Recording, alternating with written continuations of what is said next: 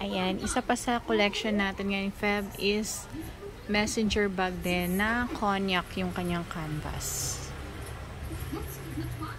Super nice. Katulad ng black, ang kanyang strap is also parang guitar strap. Pero in brown. Ayan, makapal. Gold hardware naman to. Yung isa is kanina silver. So, nothing to explain. It's like parang hindi nagamit. Then, meron siyang dust bag na kasama. Ito po siya.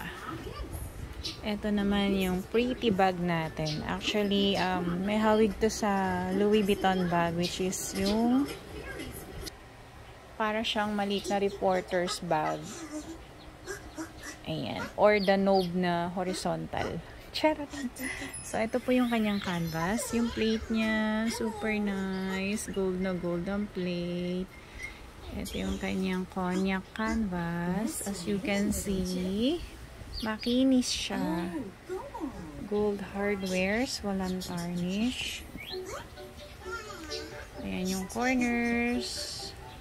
Super kinis ng corners. Meron din siya syempre pocket dito.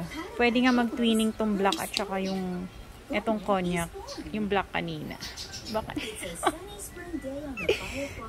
siya. So, yung kanyang lalagyan ng strap, gold na gold din.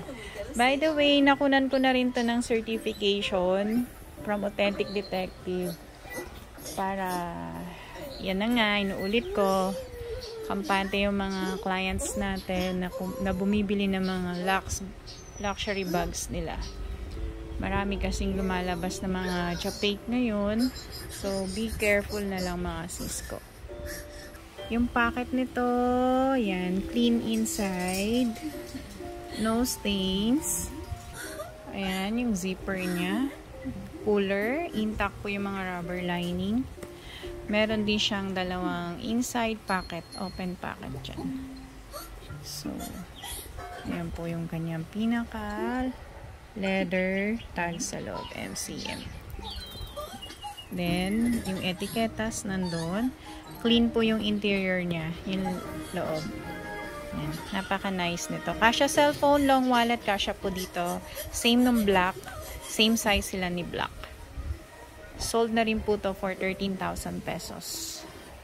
So, thank you for trusting Lux Bag Stuff. Sana, wag kayo magsasawa na bumili ng mga bags ni Lux Bags. Thank you very much. So, this is how it looks like pag nakalagay ng strap niya. Strap is adjustable and detachable. And napaka-beautiful niya. Ganda ni cognac.